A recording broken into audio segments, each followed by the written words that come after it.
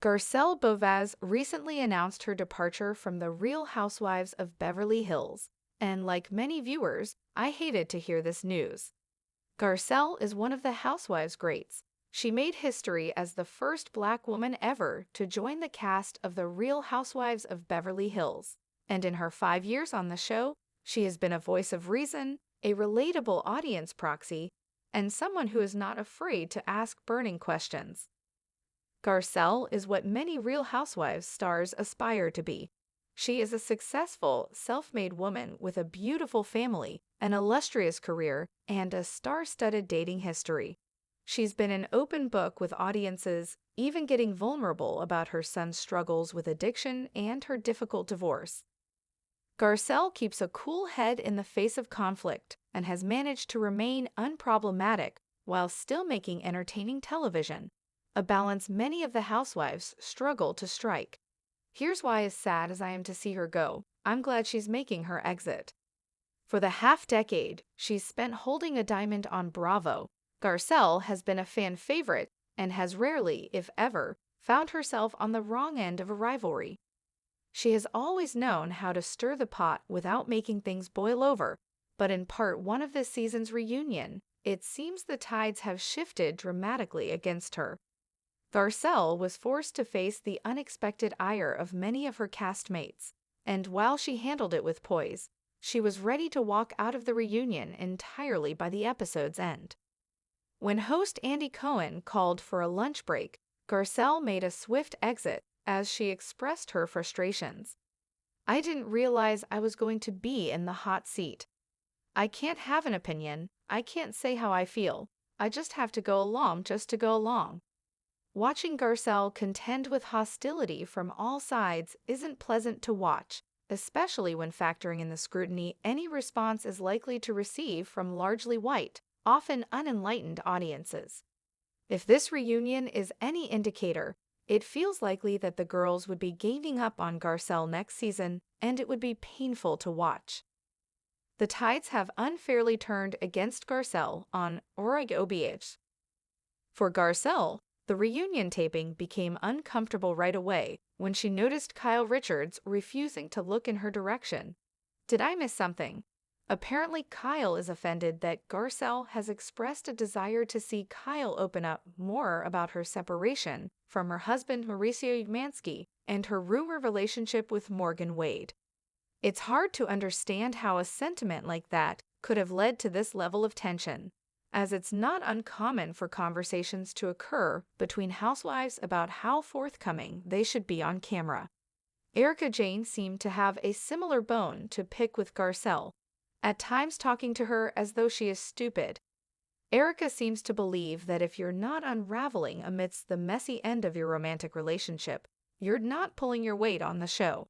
But aren't the Real Housewives supposed to share their real lives? It appears Erika resents Garcelle for having gone through the dissolution of her own marriage off-camera, years before she joined the cast. At the reunion, Garcelle assures her castmates she shares everything. Though this season saw Garcelle on the outskirts of the interpersonal drama, Erika's riveting storyline this year involved getting a new coffee table and paying someone to put up wallpaper in her apartment. She spent the season literally watching paint dry. At the reunion, she hounds Garcelle to share more of her life. "I just wish you were more interesting," Erika snarls. She's one to talk. Dorit has self-righteous smoke for Garcelle. Queen of microaggressions, Dorit Kemsley had her gloves off all season, and her treatment of Garcelle at the reunion was no different. She leaped at any and every opportunity to find fault with Garcelle. Dorit and Garcelle have never really gotten along, and they've made it clear that they're not friends. I'm happy to see that Dorit is feeling empowered to stand up to Kyle, to stress smoke an American spirit out the window of her SUV, to advocate for herself in her contentious separation from her cantankerous husband. She's been bolstered by much-needed allyship from newcomer Boz, but at the reunion, Dorit wanders past empowerment and into smug self-righteousness on many occasions, especially in her conflicts with Garcelle. Dorit's spokesperson, Bazoma St. John, joined the pile-on as well, constantly speaking up on behalf of Dorit and providing backup vocals each time she came after Garcelle. She pushed back against the idea that she could have been manipulated by Dorit, and while I don't believe Dorit controls her at all, it seems as though she hears Dorit's side of every story and places all her stock there. As Kyle put it, yet again, Boz is Team Dorit without knowing any backstory. Boz is a great addition to this cast, and she had an amazing rookie season. I look forward to her return, but her one weak spot is her biased, perpetually pro-Dorit perspective. A gang up on Garcelle would have been hard to watch. This season was also rough for Garcelle's good friend and closest television ally, Sutton Stracke. Sutton found herself at odds with just about the entire cast, and she cracked under the pressure, issuing low blows to Dorit on multiple occasions.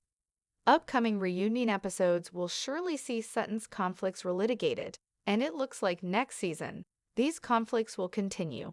And on top of that, it feels as though it's more important for Sutton to pursue a friendship with an uninterested Kyle than it is to maintain her existing friendship with Garcelle. Had she stayed on the show, this would have left Garcelle without much support next season. Frankly, the first episode of the reunion was difficult to watch, but Garcelle so far has handled herself with unsurprising grace as she dealt with harsh words from several cast members. Either she's uninterested in dignifying their attempts at vilification, or maybe she's just tired of engaging with them at all. Dorit and Erica have been incredibly hostile so far this reunion, and it would have been excruciating to watch that unfold for a full season. Hopefully, Garcelle will take Andy up on his offer to return someday, but I'm relieved she has sidestepped what could have been an ugly season for her. In a world of diamonds, designer gowns, and dramatic dinner parties, Garcelle Beauvais stood out, not for the volume of her voice or the sharpness of her retorts, but for the quiet strength she carried through every scene. When she stepped into the glittering, chaotic world of the Real Housewives of Beverly Hills, she didn't just bring diversity to the screen, she brought depth. And now, as she bows out of the series after 5 impactful seasons, her departure, while undeniably bittersweet, may be the very thing that propels her to even greater heights. Let's be honest, watching RHOBH without Garcelle will feel strange. For fans who came to appreciate the show for its rare moments of authenticity amid the designer chaos, Garcelle was a grounding force. She offered balance, a mix of elegance, candor, and compassion in a cast often driven by confrontation. But what if her leaving isn't just the end of a chapter, but the beginning of something richer, deeper, and more empowering? What if this exit is actually the pivot point, not just for Garcelle, but for the entire franchise? A diamond among cubic zirconias. From the very beginning, Garcelle entered that RHOBH world differently. While many housewives wield drama like a sword, Garcelle walked in wearing armor made of empathy and intelligence. As the first Black woman in the cast's history, she was aware that her presence carried weight, and she did not take that lightly. She brought the audience into her world with honesty and elegance, discussing everything from co-parenting to racial dynamics, to the vulnerability of starting over in midlife. Her presence wasn't performative, it was purposeful. But purpose doesn't always thrive in a place designed for spectacle. In recent seasons, the tone of the show began to shift. The light-hearted gossip gave way to pointed barbs.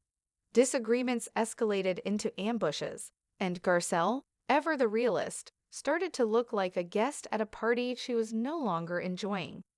This season's reunion confirmed what had been bubbling beneath the surface. The group's dynamic had turned, and Garcelle had become the unspoken target. Her reaction was telling, not dramatic, not loud, but honest. "I didn't realize I was going to be in the hot seat. I can't have an opinion, I can't say how I feel, I just have to go along." Those words struck a chord with viewers who had long admired her ability to speak truth without cruelty.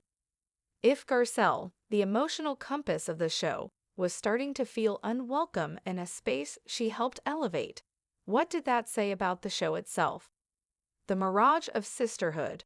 Reality TV loves to sell us the illusion of sisterhood. Casts toast to family, cry over brunches, and declare lifelong bonds after every season final. But under the glitz, alliances are fluid, and friendships can be as fleeting as a champagne buzz. For Garcelle, who values connection rooted in substance, navigating these relationships must have felt like walking a tightrope, where every misstep could be spun as betrayal. Sutton Strack, her closest friend on the show, had her own storms to weather. Their friendship, while genuine, was often under the microscope. And when Sutton became embroiled in her own drama this season, it left Garcelle increasingly isolated.